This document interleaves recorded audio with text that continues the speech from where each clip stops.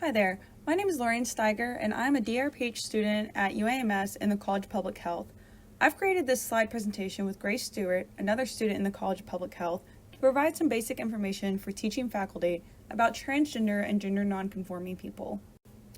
The goal of today's training is to have you walk away with a better understanding of the appropriate terminology, general concepts and community-specific issues, ways in which you can be an ally, and to be equipped with helpful resources and tools. We also know that not everyone who identifies as trans feels comfortable or safe disclosing their status. So the purpose of this training is to help you to create an inclusive learning environment for all of our students. This slide shows the findings of the 2015 U.S. Transgender Survey and provides more information about the kind of challenges many trans Arkansans face and highlights why it's important to create a welcoming environment for our students who are trans. The survey showed that 37% of transgender Arkansans reported living in poverty. To put this in perspective, at this time the U.S. poverty rate was 14%, with Arkansas being at 17% overall. Based on the 2015 survey, 11% of Arkansas respondents reported unemployment. This is twice that of the U.S. unemployment rate of 5% at the time of the survey. Also, 36% of the respondents reported job discrimination. All of these statistics are worse in trans people of color.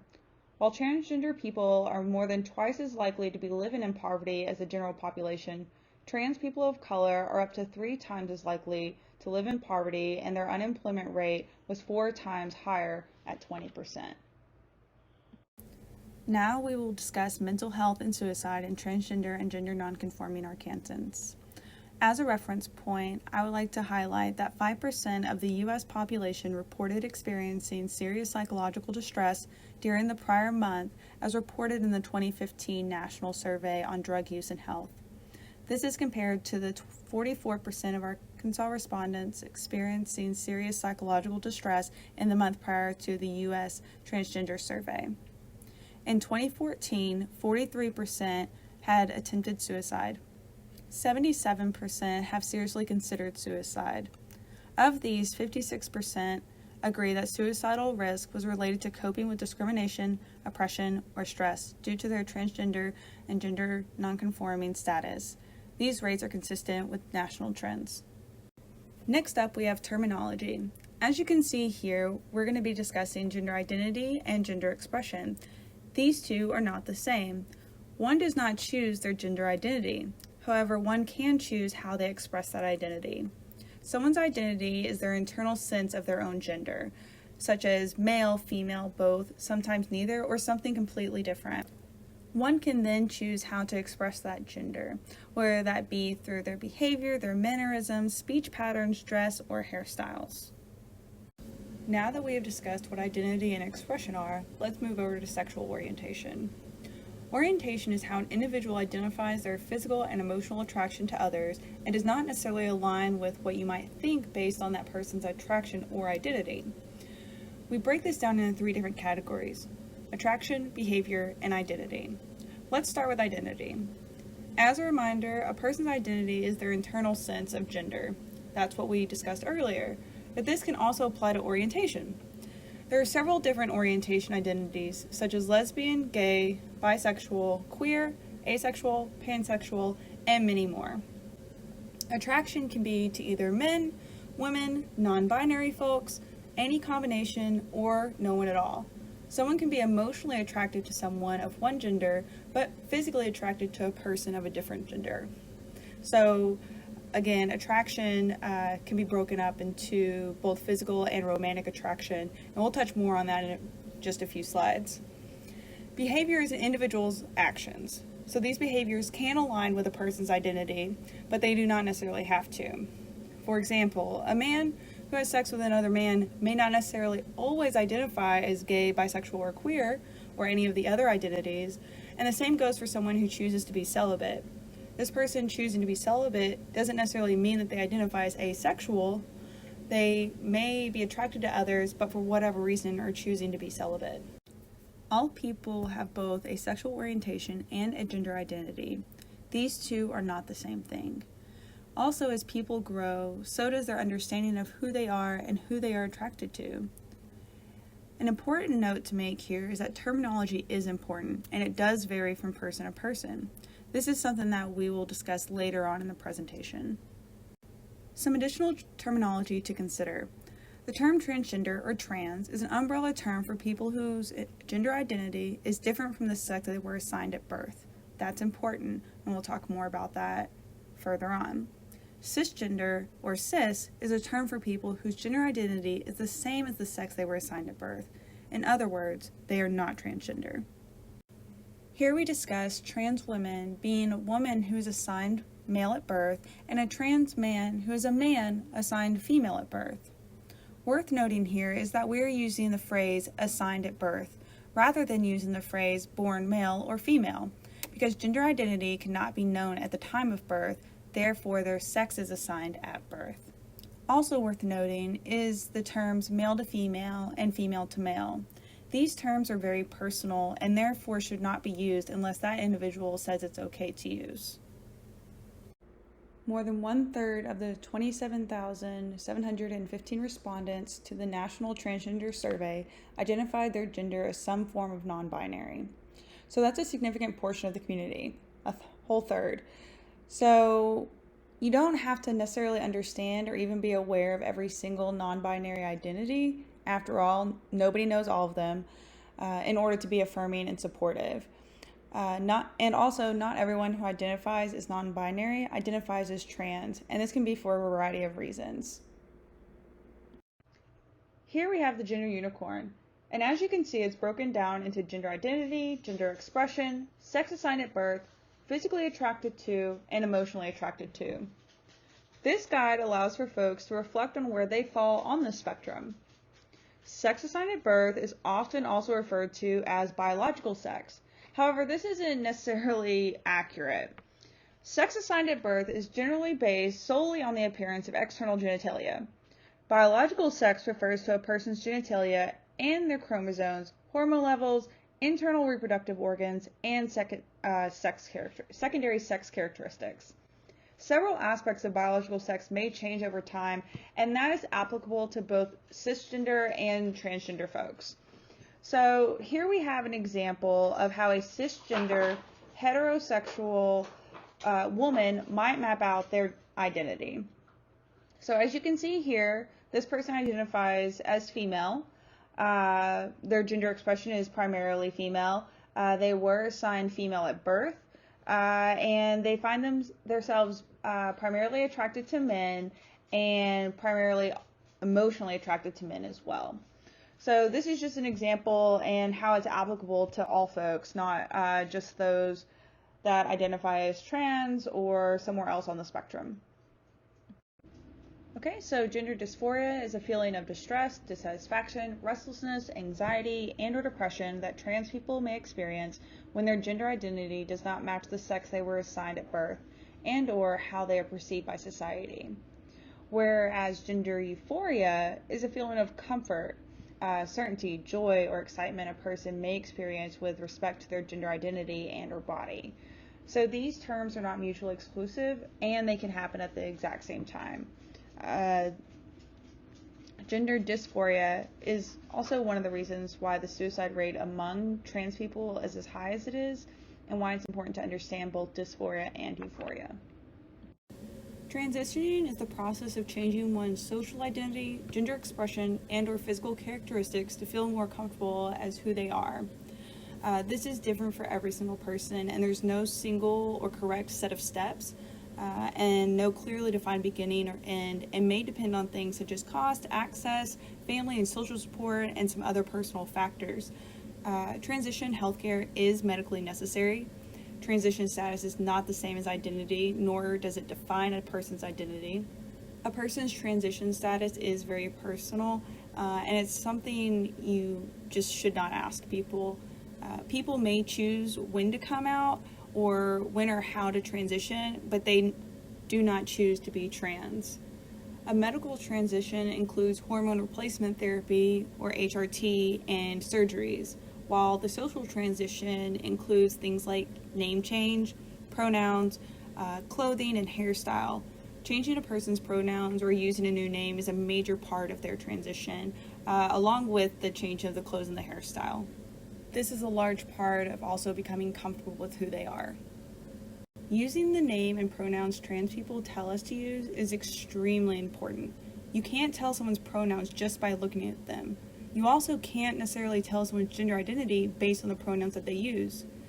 Folks can use any combination of pronouns, such as they, them, she, her, he, him, alternate between different sets, use only their name instead of pronouns, or use other pronouns you may not have even heard of.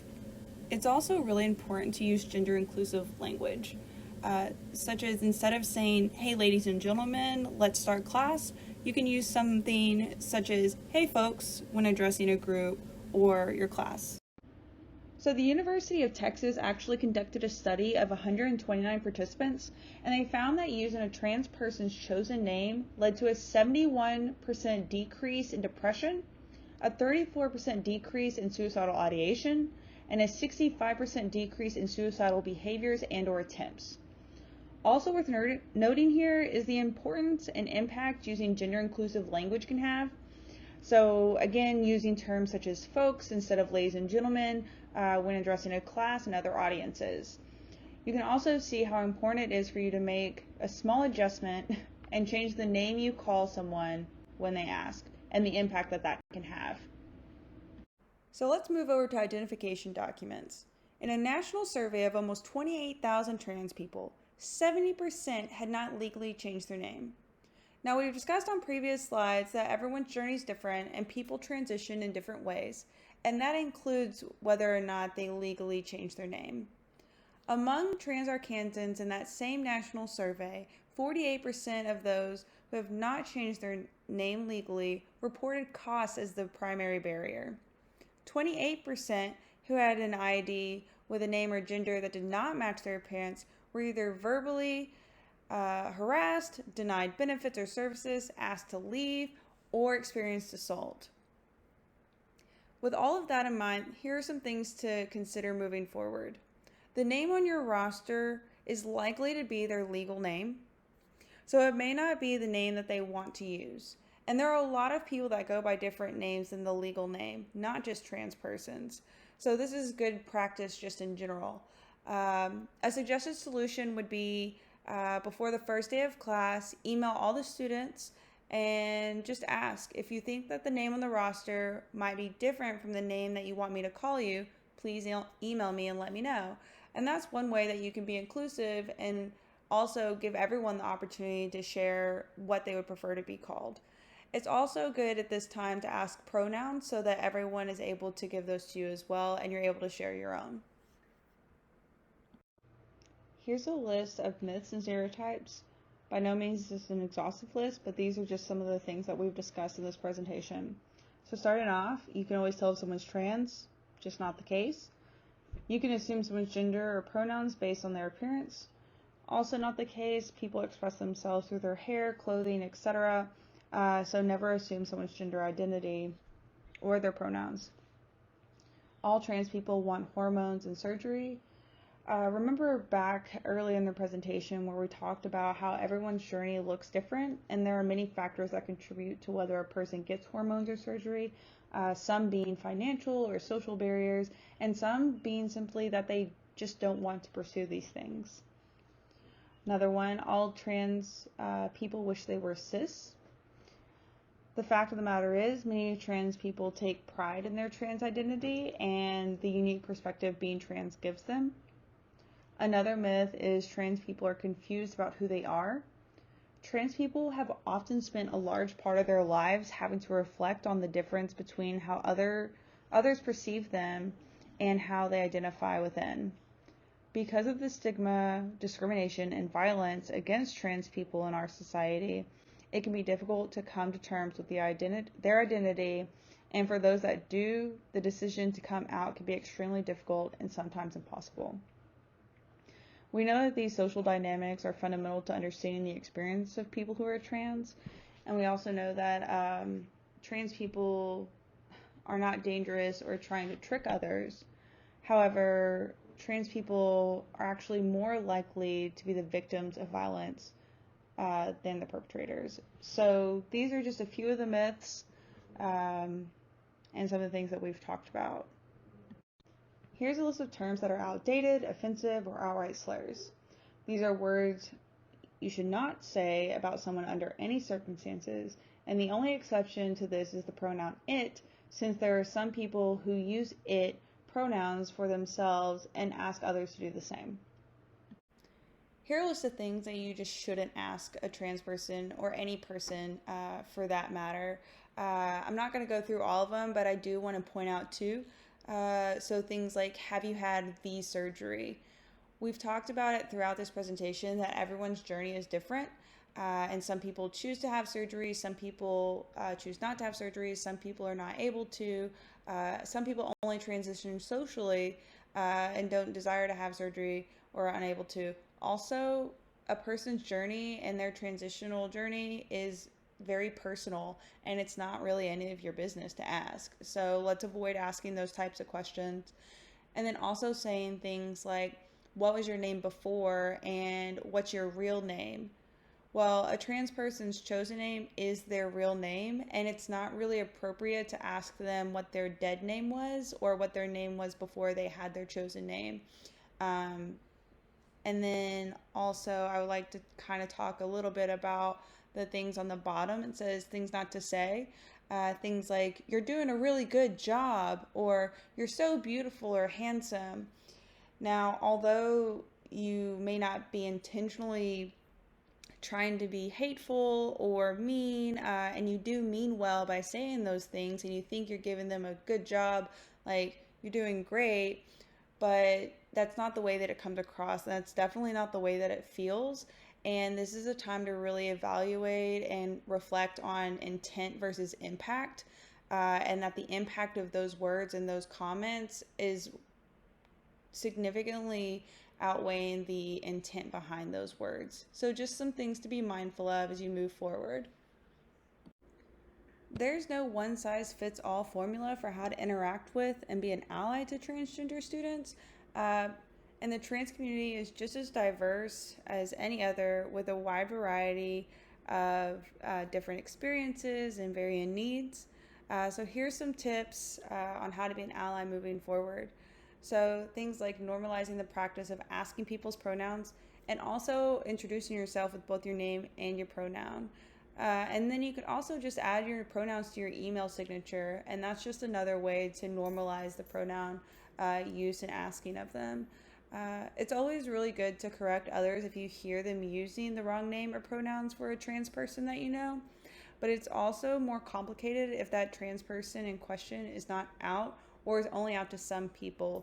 So if someone discloses that they're trans, ask how or whether or not they want you to address when other people misgender them. So just ask. If you do slip up, do not over apologize or make a big deal out of it, because that ends up making it about you. Just simply say you're sorry and move on. Don't continue harping on it. And then another way that you can create a welcoming space for all people across the LGBTQ plus spectrum is to put some type of sticker or a flag up, just something that shows that you show support, and you can make it a welcoming space for everybody that walks in. Well, that concludes our training. Thank you so much for participating and walking through this with us. If you have any more questions, feel free to reach out to Dr. Stewart or myself. Our contact information is going to be on the following slide. I hope that you found this helpful and somewhat entertaining, and you'll be able to pull something from this to use in the future. Thank you all so much.